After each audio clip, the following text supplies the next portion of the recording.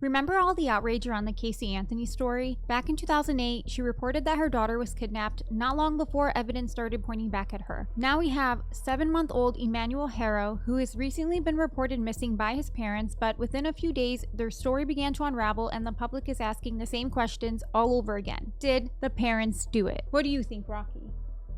We'll get back to him.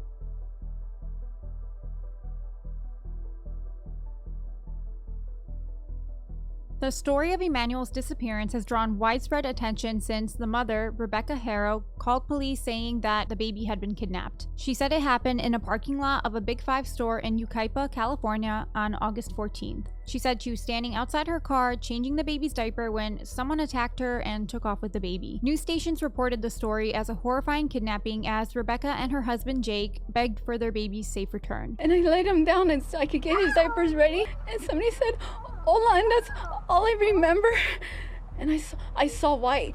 I fell on the floor, and I said, as I got up, I couldn't find my son, and I ran into Big Five, and I asked the lady if she saw a baby or someone with a baby. She said no. I first saw a clip of this on my Instagram feed, and my immediate thought was that something seems off. So I go to the comments section, and sure enough, other people found it strange too. Most of the comments were saying she's lying and pointing out the fact that she sounds like she's crying, but there's no tears. Another detail that caught people's attention is how Rebecca and her husband spoke about Emmanuel in the past tense, saying he was rather than he is. That choice of words felt like a red flag and further fueled the public's suspicion that there's more to the story than what they're saying. He was a healthy baby. He was crawling, he was kicking, he was playing with his toys. Also, the detail about the alleged kidnapper saying hola is really concerning, as it framed the suspect as Spanish-speaking without evidence. Was that truly what happened, or was that detail a convenient, harmful stereotype attempting to make her story more believable? Authorities said an Amber Alert was never sent out because the case didn't meet the criteria since there's no suspect or vehicle description. And after reviewing video surveillance, they found inconsistencies with Rebecca's story about the kidnapping. They now believe Emmanuel is dead and the parents had something to do with it. The filing in this case reflects our belief that baby Emmanuel was abused, victim of child abuse over time, and that eventually, because of that abuse, he succumbed to those injuries. Then came the arrests. Rebecca and Jake were both taken into custody on suspicion of murder about a week after they initially reported him missing. And then, 2 days after the arrest, Jake was seen in his jail jumpsuit in a field with law enforcement officers and cadaver dogs. Jake was seen wearing a red jumpsuit, and in Southern California, the color of the jumpsuit is significant. Red indicates a total SEP, meaning he's been separated from other prisoners due to the notoriety of the case and the risk of assault from other inmates. Apparently, they were searching for the baby's remains but found nothing. It was reported that Jake was cooperating in the search after he allegedly confessed to a prison informant that he had killed the baby and disposed of his body in the trash. I was seeing this story everywhere, but apparently it isn't true, and the claim was actually dismissed by the DA. I can tell you that that's not true. There's no confession made in jail. This is what happens when you've got all these folks out there online and these keyboard warriors. You get a lot of misinformation, and what you just said is not true. It's misinformation. The DA blames the misinformation on so-called keyboard warriors, but mainstream media was reporting on it too. It's possible that Jake was brought to the search site as a deliberate psychological tactic. A former prosecutor explained that investigators sometimes take a suspect to a potential crime scene not because they expect them to help with the search, but to study their behavior and how they react under that kind of pressure. It can trigger involuntary responses that might help out with the investigation. But one thing we do know for sure is that Jake Harrow has a history of being a child abuser. He was previously convicted of an intentional child cruelty charge for a 2018 incident against his child from a previous marriage. That child is alive today but permanently bedridden as a result of the abuse.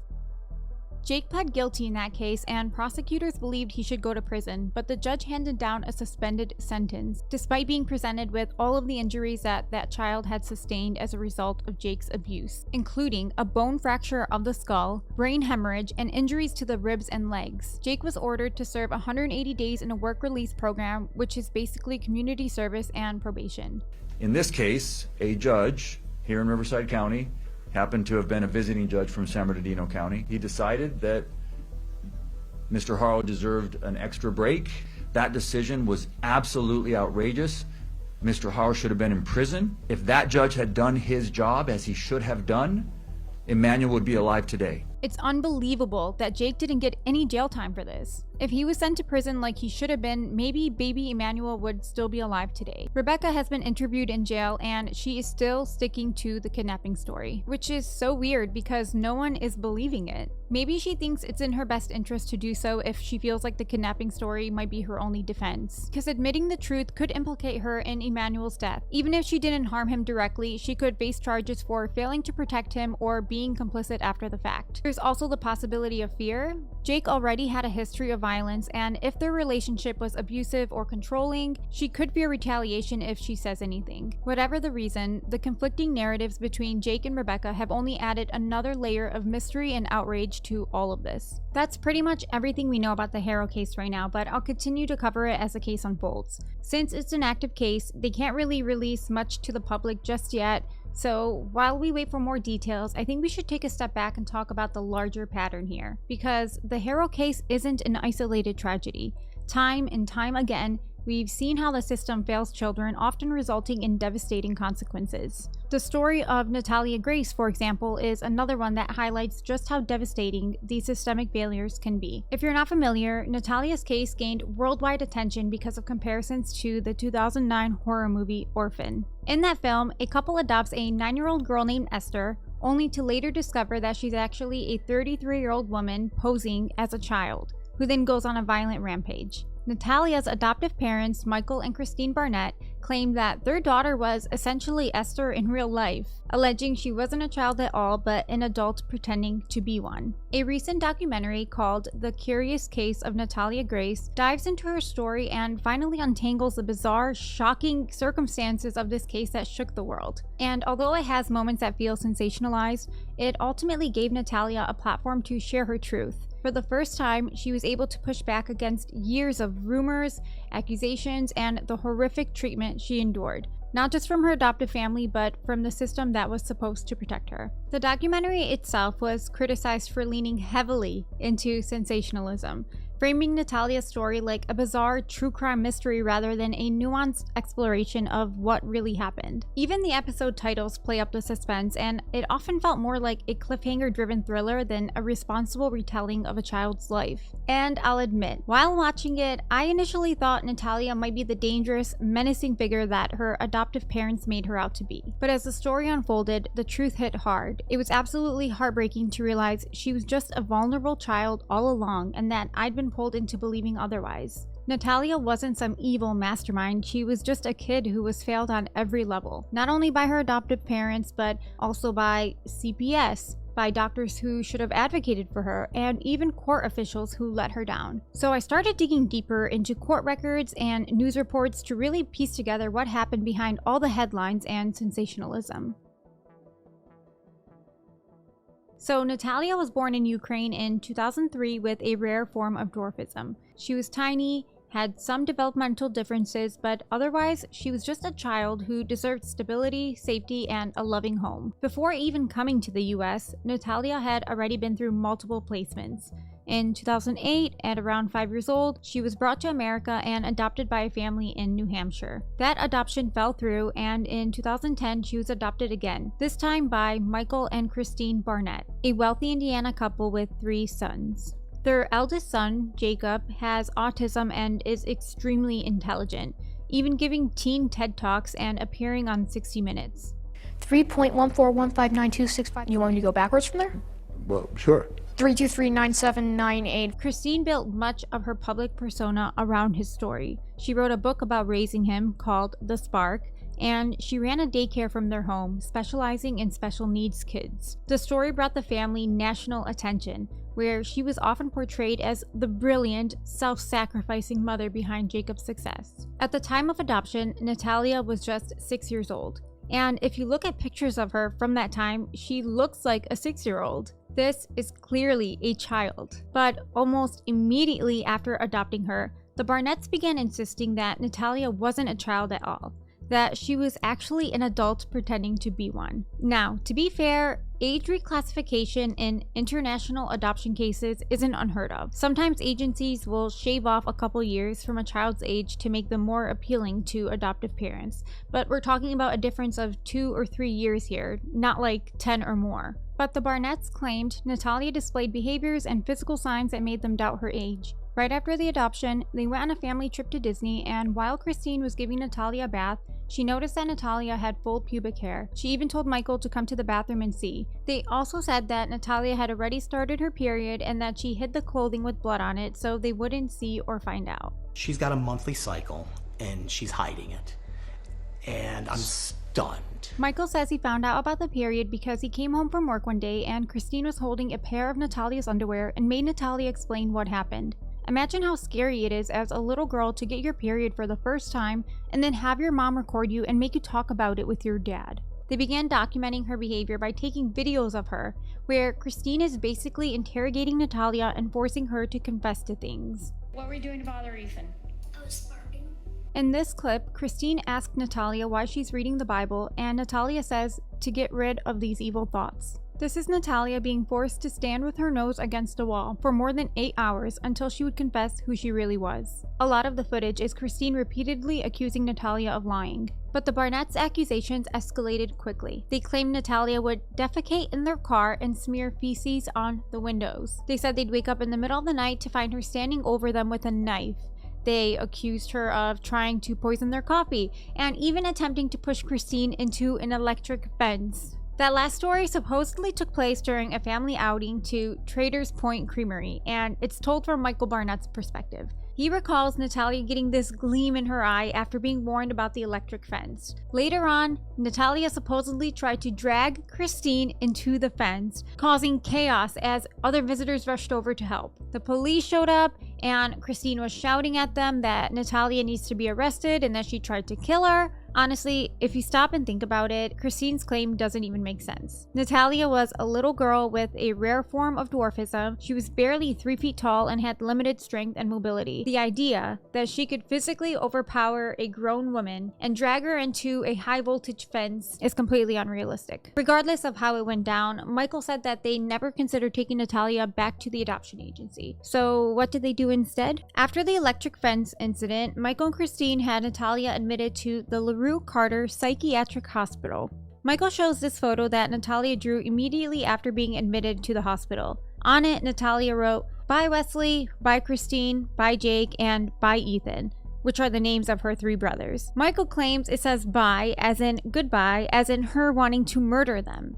Or maybe she wrote goodbye to her siblings on a drawing of a house because she's not going to be there or see them anymore because she's now locked up in a mental institution? Wouldn't that make more sense? The Barnetts told staff that she was an adult with severe behavioral problems, and from there, their narrative started shaping how professionals viewed her. The documentary aired disturbing, anonymous recordings of hospital employees talking about Natalia's time there. But since there's no evidence behind them, I'm not going to repeat those allegations. They only serve to further vilify Natalia. While she was in the hospital, Christine and Michael filed an emergency petition to have Natalia's birth year legally changed.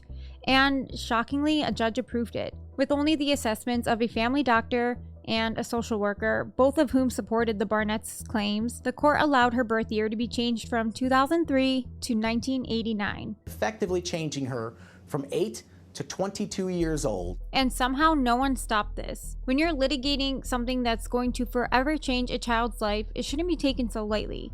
It took the court only 11 days to come to a decision, and there wasn't even a hearing. So neither the Barnetts nor Natalia or a representative for Natalia were present when the decision was made. Ultimately, Natalia was given a new birth certificate and a state ID listing her as an adult. According to Michael, after just a few weeks, the hospital called the Barnetts to come pick up Natalia, saying she was creating disturbances, but take that with a grain of salt. This is Michael we're talking about. He's dramatic, he's unreliable, and this man loves to exaggerate. After Natalia's stay at the psychiatric hospital, the Barnetts decided she wasn't their responsibility anymore now that she's legally an adult. They rented her a small apartment in Westfield, Indiana, and left her there to live alone, even though she was only 9 years old. They gave her a few pieces of furniture and set her up with disability aid checks and food stamps, and then they walked away. Michael was collecting Natalia's social security checks to cover her rent, groceries, and utilities, and that's Mr. Rocky going at the door. Let me get him. Anytime I'm filming, I have to pause for Rocky breaks. He does this thing where he just stops and whines until I play with him, and honestly, I can't resist.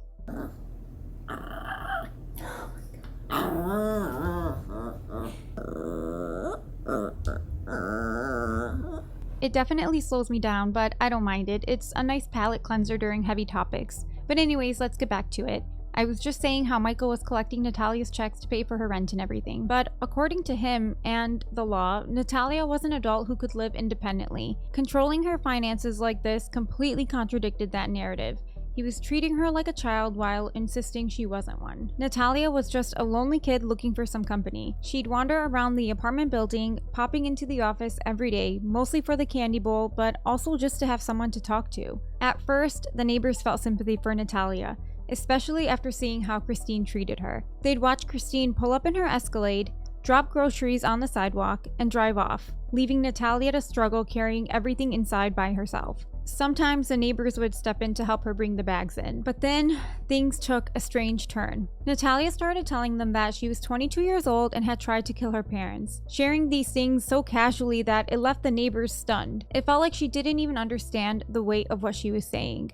Looking back, it's hard not to see this as Christine's influence, coaching Natalia to reinforce their narrative and even making her believe it herself. But because of the things she was saying, Natalia's neighbors were legit scared of her and began distancing themselves. They complained to management about how Natalia would constantly call them on the phone or even show up to their homes uninvited. And that's so heartbreaking because this wasn't some manipulative, dangerous adult. This was a child who didn't know how to act because she'd never been taught how to navigate the world.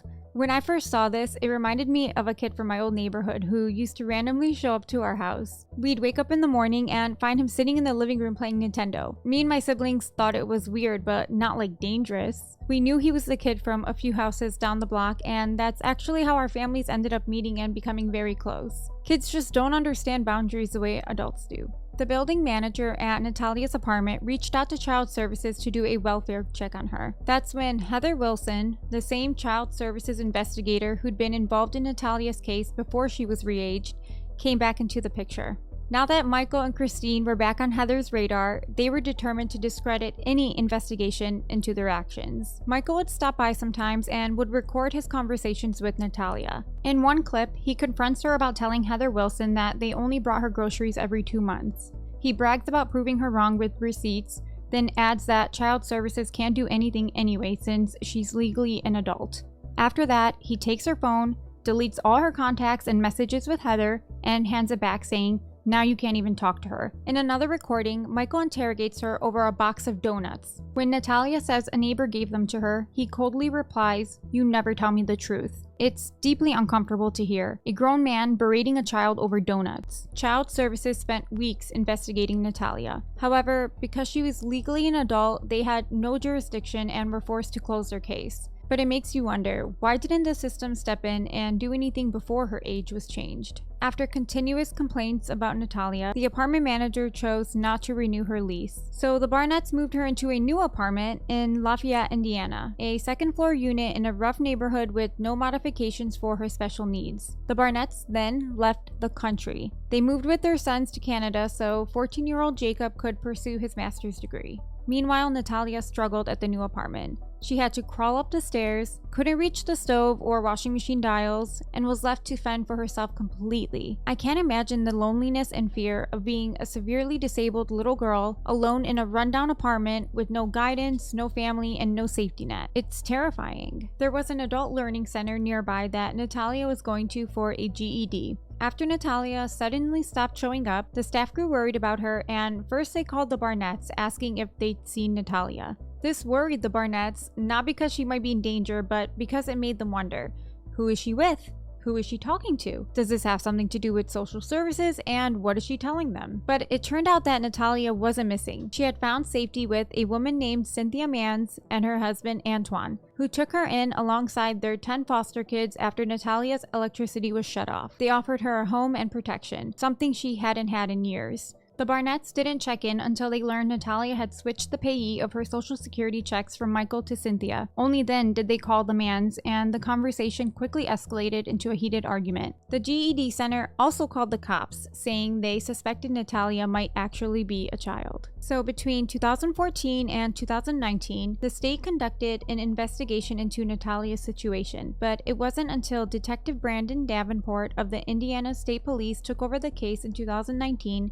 that things finally began to shift. Davenport visited Natalia's Lafayette apartment and he was horrified. The apartment was completely unsuitable for someone with her disabilities. By this time, Michael and Christine got divorced and Michael was back living in Indiana. Detective Davenport went to interview Michael, to which he blamed Christine for Natalia's living conditions at the apartment. He said Christine orchestrated the entire plan to get rid of Natalia and that she purposely chose Lafayette because it's a white trash town, no one's gonna care, no one's gonna notice. Davenport took advantage of Michael turning on Christine. He told Michael he believed Christine was a mastermind in order to get him talking, and it worked. Michael became an open book. That woman is a controlling, lying, manipulating woman! Revealing more and more incriminating details. He also said that Christine would regularly beat Natalia. He even demonstrated how she would do it. We were all abused! Jacob, the eldest son, was also interviewed and admitted that Christine once forced him to urinate on all of Natalia's belongings. When asked how he feels about it now,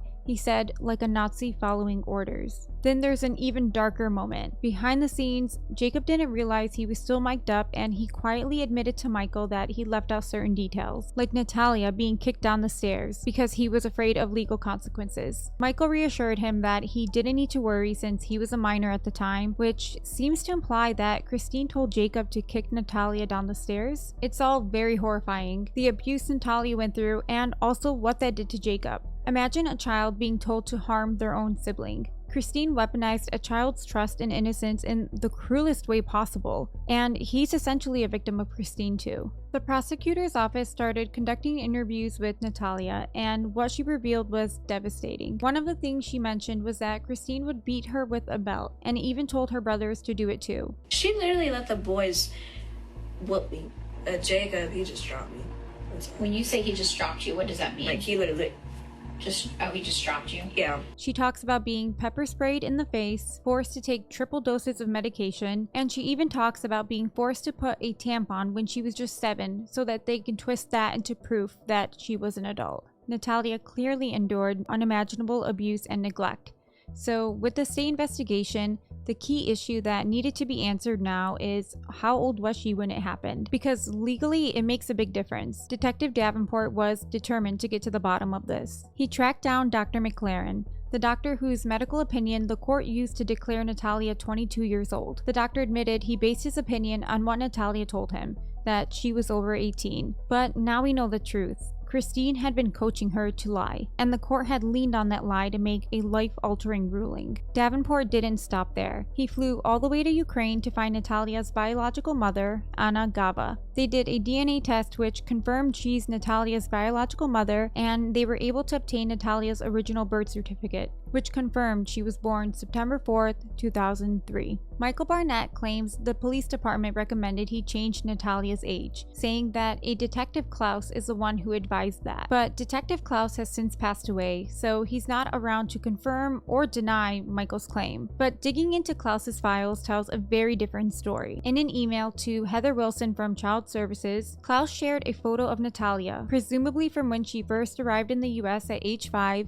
noting, "It appears she still has her baby teeth," and concluded that based on his findings, Natalia is a child. Clearly, Michael lied about what Klaus said, and if he lied about that, how much of the rest of his story can we actually trust? It also comes to light that not only did the Barnetts lie to get rid of Natalia, they also lied to adopt her in the first place. In the adoption home study to see if the Barnetts would be a suitable home for Natalia, they were asked if they have any history of abuse or domestic violence, to which they responded no. The agency simply took their word for it, but a simple background check would have uncovered a police report alleging that Michael had physically abused Christine years earlier. How was this missed? How could they not dig deeper before placing a child in their care? So, after about 5 years of investigations, the state decided to press charges against Michael and Christine. They assumed that because Natalia was legally an adult, they weren't responsible for her, but she was still classified as a dependent due to her disability. News outlets around the world were fascinated by the case. Some painted the Barnetts as cold, selfish parents who abandoned a disabled child, while others bought into their narrative that they'd been duped into adopting a dangerous adult posing as a little girl. The Barnetts leaned into that second narrative hard. They went on a full-blown media tour, appearing on Good Morning America, Dr. Oz, and Inside Edition, telling the world that Natalia was violent, manipulative, and a threat to their family. We were told by doctors, this person's a sociopath, this person is a con artist, you are all in danger. Natalia would do things like place clear thumbtacks on the stairs, face up. We would be stepping on thumbtacks to pain and injure ourselves. She attempted to kill Christine twice. She just says blatantly, plainly, no emotion, I'm trying to kill you. I want you dead. Christine even did an interview with the Daily Mail where she heavily referenced the movie Orphan in relation to Natalia's story. She was talking about she was going to kill family members. It sounds like a scene straight out of a horror film. She poisoned people. She put chemicals in the coffee. But despite the overwhelming evidence of neglect, here's where the story takes a wild turn. Michael Barnett was found not guilty, and Christine's charges were dismissed entirely. I'm sorry, but how? How do these two walk away free after abandoning a disabled child? I had to dig deeper because I couldn't wrap my head around it. Here's the key to all of it. Because of Natalia's legal re-aging, the speculation around her actual age was off the table in court. The trial wasn't about whether she was a child. It was about whether she, on paper, a 22-year-old woman, could function independently despite her disabilities. Michael's trial came first. We have done a massive amount of research on this, looking at historical records, medical records, mental health records, and it is apparent that A, this person is an adult and always has been when she was in the care of the Barnetts. His attorney, Terrence Kinnard, argued Natalia's struggles were like him not being tall enough to play basketball. The implication was that everyone has challenges in life and Natalia's were no exception. Prosecutors immediately pushed back, pointing out how absurd that analogy was. Playing basketball is a choice and not physically painful. For Natalia, basic daily tasks like walking, cooking, and bathing weren't just difficult, they were painful and often impossible without help. Natalia herself testified. She said she didn't know how to count money or how to cook or do her own laundry. She described how her disability caused her to fall in the bathtub and how the limited use of her arms and hands made it nearly impossible to open food cans or wash herself. On cross-examination, defense attorney Kinnard grilled her on the age she was legally required to claim. He asked Natalia when her birthday is, which she was required to say her birth year was 1989. He asked her, "So at the age of 23,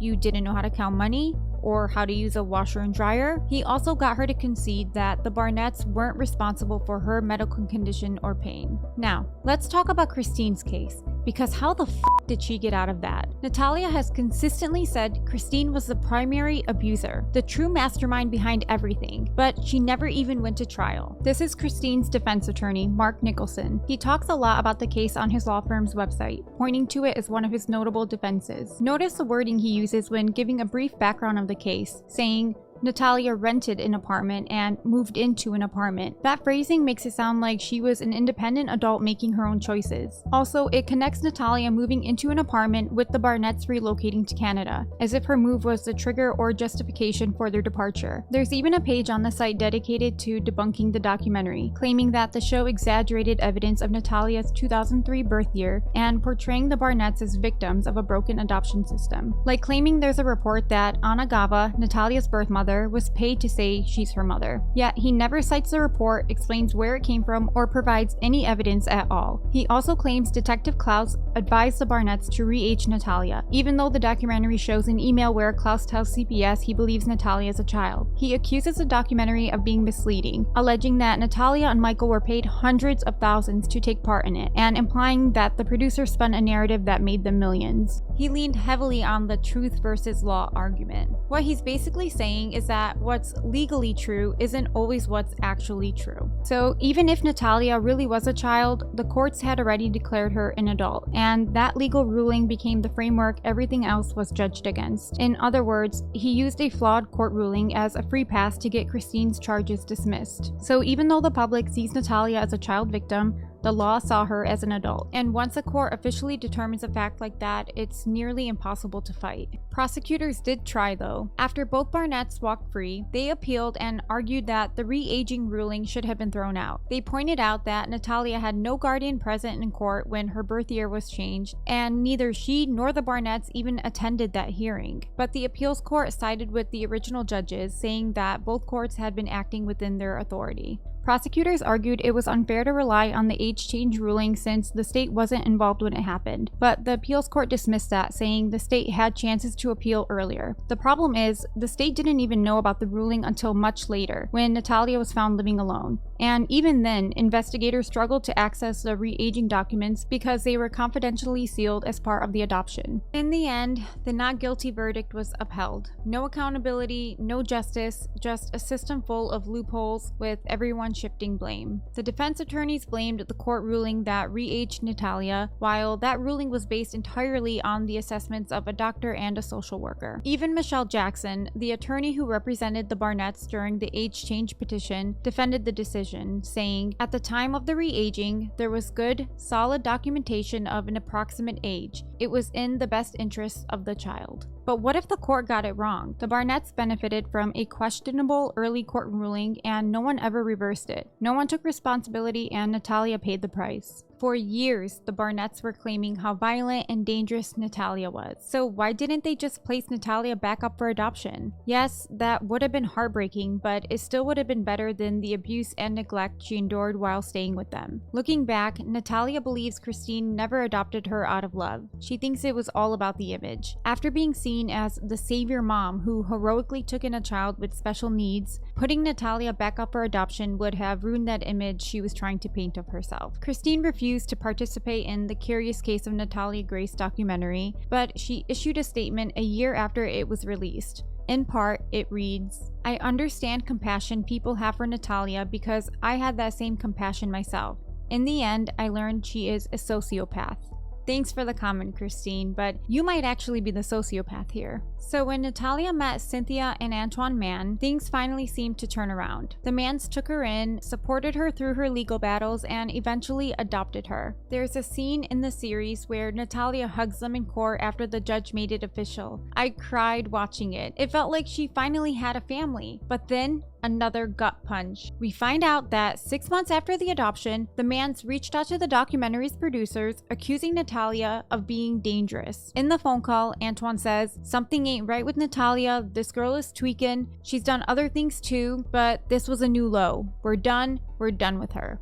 The show ended the season right there, turning her life into a cliffhanger. You had to wait until the next season to get answers about Antoine and Cynthia, and the next family Natalia lived with. And yes, the story gets even wilder. We later learned that Natalia has no money saved up at all. She'd been receiving $800 a month in Social Security checks, which went directly to Cynthia as a listed payee. And she also earned money from her Dr. Phil appearance and other media opportunities. But the Manns had used Natalia's money to buy a house in Tennessee, where she lived with them for a while. Things quickly unraveled after they tried to restrict her internet access and take away her phone when they discovered she'd been talking to a boyfriend in the UK. That's when the control began, and signs of abuse started to mirror what she'd experienced with the Barnetts. Neighbors and friends later claimed they witnessed the Manns physically abusing Natalia, alleging she was whipped with a belt, slapped, and locked in a room. Natalia hasn't confirmed or denied these allegations, but one thing is clear: her so-called fresh start with the Manns turned out to be just another unsafe home. It's so heartbreaking because Natalia never really had a chance to understand what real love and safety feel like. She grew up surrounded by manipulation, and when that's all you've ever known, how are you supposed to tell the difference between care and exploitation? Even this documentary feels like it's part of the cycle, milking her story for shock value, keeping you hooked with twists and cliffhangers. But maybe that's what makes it powerful. Watching it, you feel like you're living in her chaos. Thankfully, Natalia's story has taken a hopeful turn. In 2023, medical testing and DNA analysis officially restored her birth year to 2003, confirming once and for all that she had been a child all along. After enduring years of manipulation and abuse, she deserves nothing less than safety, happiness, and the world's compassion. And if her story proves anything, it's that systems meant to protect children can fail in ways more devastating than we can ever imagine. Natalia's life is a testament to survival, not because of the system, but in spite of it. He's crazy. He's a crazy baby. He's a crazy baby.